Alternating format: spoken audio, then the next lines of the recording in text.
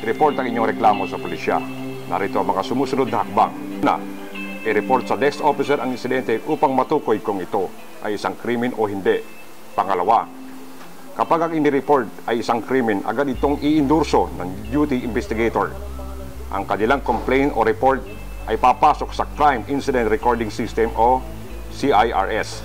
Pangatlo, magkasama ang investigador at ang nagrereklamo sa pagrebisa sa mga impormasyong hinihain kung ang mga ito ay tama at kung meron pang ibang datos na nais idagdag bago ito i-print bilang Incident Record Form o IRF.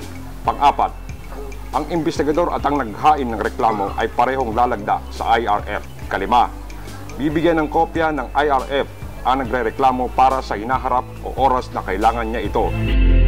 Isang paalala mula sa Philippine National Police.